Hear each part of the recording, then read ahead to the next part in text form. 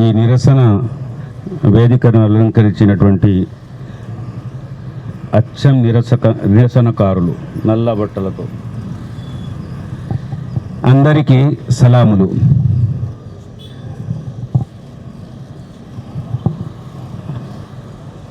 నేను కొంచెం ఆలస్యంగా ఇక్కడ చేరడం జరిగింది. ऐसा अच्छी बात है. आज के सीपीआई के तहत ड्रैकोनियन क़वानीन में एक ऊपा कानून के खिलाफ एहतजाजी धरने में मौजूद सारे एक्टिविस्ट और सरकारी व गैर सरकारी ओहदेदारान, मीडिया के एक्टिविस्ट और फिर सीपीआई के कारकुनान जो इस धर्म में शामिल हैं, सबको मेरा सलाम. देर से पहुंचने के लिए मैं माजरत खा हूँ. उम्मीद के माफ़ करेंगे आप लोग, लेकिन बड़े अच्छे मौके पर पहुंचा हूँ मैं. पहुंचने के साथ ही मेरे प्रोफेसर हरगोपाल साहब को सुनने का मौका मिला, साथ ही साथ चाड़ा वेंकट रेड्डी साहब को भी सुनने का मौका मिला. दोस्तों, दरअसल ऊपा कानून की नज़र या शहीद होने वाला हालिया जो वाक़या है वो है मेरी फ्रैटर्निटी से ताल्लुक़ रखने वाला प्रोफेसर साई बाबा राव. इसको हम तेलुगु में कहेंगे कि ऊपा चट्टानिकी इప్పుడే బలి అయినటువంటి ఆ ప్రాణము प्रोफेसर साई बाबा. अब पता नहीं वो देश जो जमहूरियत का ऐलान किया, भारत देश, और सारी दुनिया में सबसे बड़ी जमहूरियत कहलाने वाला देश, अपना एक ये दस्तूर रखता है, कॉन्स्टिट्यूशन, राज्यांगमु, और फिर अपनी चुनी हुई एक सरकार रखता है.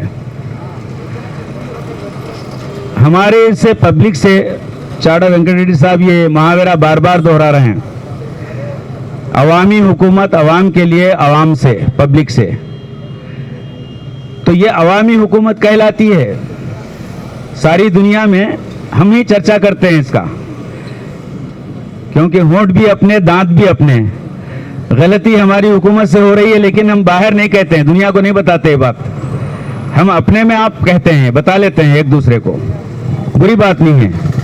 और दुनिया बहुत कुछ हमारा आईना बता रही है बाहर से, बगैर हमारे बताए के वो बता रही है.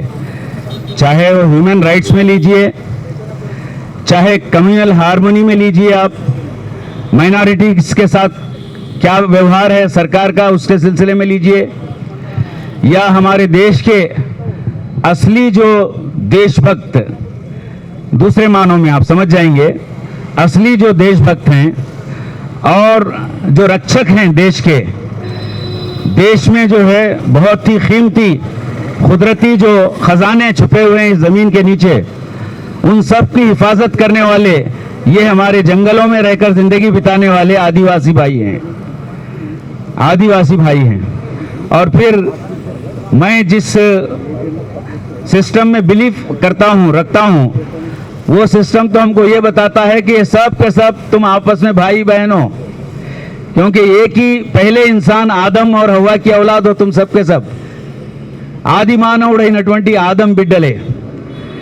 तो वैसे आदिवासियों को आज देशद्रोही कहा जा रहा है, दुश्मन कहा जा रहा है उनको, और उनके खिलाफ में उनको नक्सलवादी कहा जा रहा है, उनको माओवादी कहा जा रहा है. और जो मेरे जैसे मेरे जो साथी हैं, इंटेलेक्चुअल तबका है, उनको जो है अर्बन नक्सल्स कहा जा रहा है, मुसलमानों को जो है क्या कहते हैं दहशतगर्द कहा जा रहा है। यानी हमारे समाज में एक मुहावरा है, कुत्ते को अगर मारना हो तो ये इल्ज़ाम लगा दो कुत्ते पर कि वो पागल हो गया है। बस वो इल्ज़ाम लगाने के साथ ही समाज वो अकेला कहने वाला ही नहीं मारेगा, बल्कि सुनने वाले भी सब पत्थर लेकर वो कुत्ते को मारेंगे। तो इस तरीके से झूठ को इतना कहो कि वो सच हो जाए। तो हमारे जो पालक वर्ग के लोग हैं यहाँ पर, उन्होंने हमारे ताल्लुक से आम प्रजा के सिलसिले में खिलाफ में, और वो जनता जिनमें थोड़ा बहुत शऊर है, चैतन्यम जिसको कहते हैं हम, वो लोग जो प्रश्न उठा सकते हैं, सवाल कर सकते हैं, या गलत रास्ता चल रही है सरकार तो उनको बता सकते हैं, उनके इतने दुश्मन हैं वो कि कुछ भी ऐसे ही इल्ज़ाम लगाकर उनको मारने की कोशिश करेंगे। किसी से मरवा देंगे या खुद अपनी एजेंसियों से मारने लगा देंगे, और एजेंसियों को बाज़ाब्ता उनका माइंडसेट बनाएंगे। अभी मैं मुबारकबाद देता हूं मेरे उस्ताद प्रोफेसर हरगोपाल साहब को। उन्होंने याद दिलाया इस देश का सरकार का, सेंट्रल गवर्नमेंट का जो सिक्योरिटी उमूर पर जो एडवाइज़र है सेंट्रल गवर्नमेंट का, मैं नाम भी लेना पसंद नहीं करता मैं, उसने क्या कहा हमारी सिक्योरिटी फोर्सेस से, उसने क्या कहा? उसने कहा कि अब तुम जंग के लिए तैयार हो जाओ और जंग करो। किससे करेंगे आप? सिविल सोसाइटी से जंग करना है तुमको, सिविल सोसाइटी को मारना है, वो भी निर्दाक्ष चंगा बल्कि लफ्ज इस्तेमाल करे सब। कोई इनके साथ हमदर्दी नहीं दिखाना, कोई हमदर्दी नहीं करना, मारे ही मार जहां भी ये करे।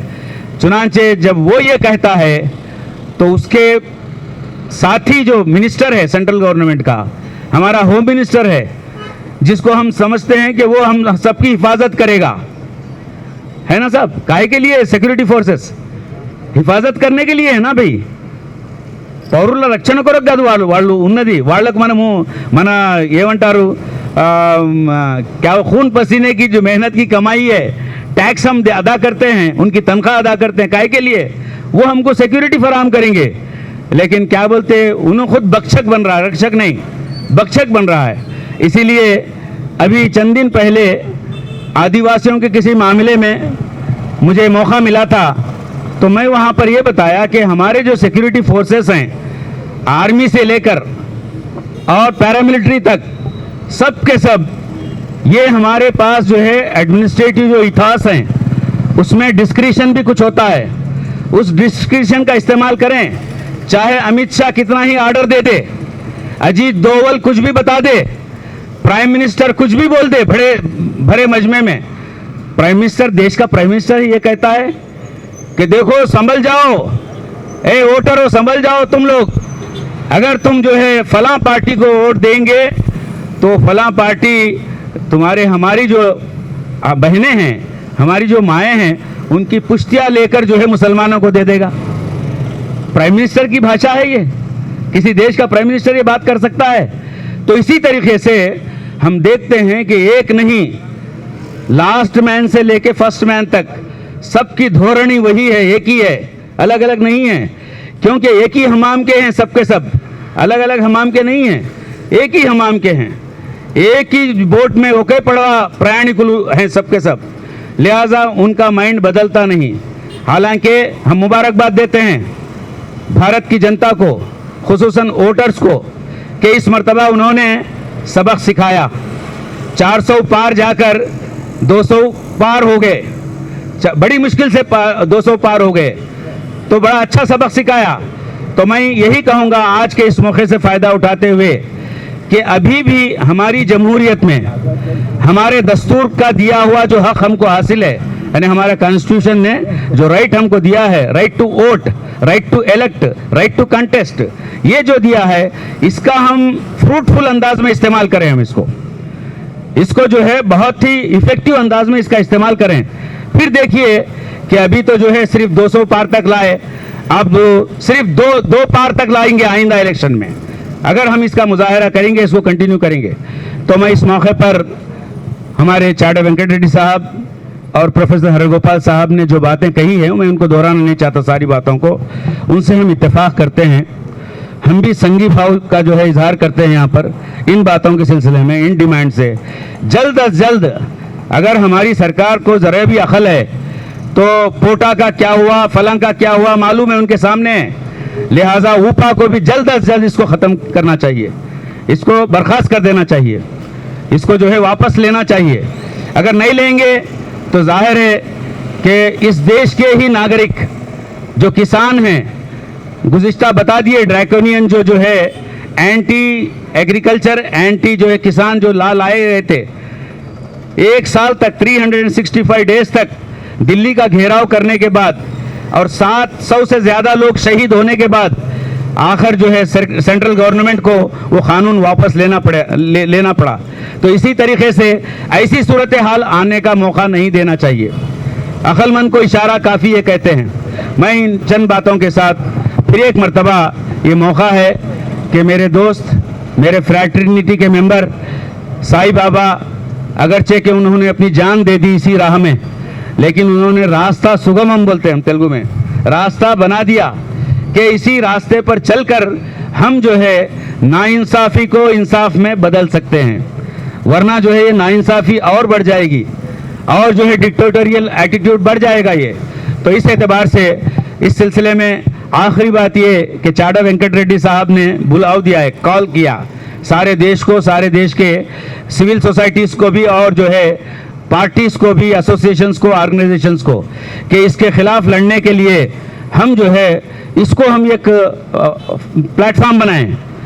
इसी को सीपीआई हमने जो करके दिखाया आज, उसको हम प्लेटफॉर्म बनाएं, उनके साथ जुड़कर जो है इसके खिलाफ में जो है हम जद्दोजहद करें। उम्मीद है कि ज़रूर जो है सरकार के कान खुलेंगे। अगर नहीं खुलते हैं तो यही जनता आइंदा इलेक्शन में ज़रूर जो है इनका तख्ता उलट देगी। बहुत बहुत शुक्रिया, बहुत बहुत मुबारक।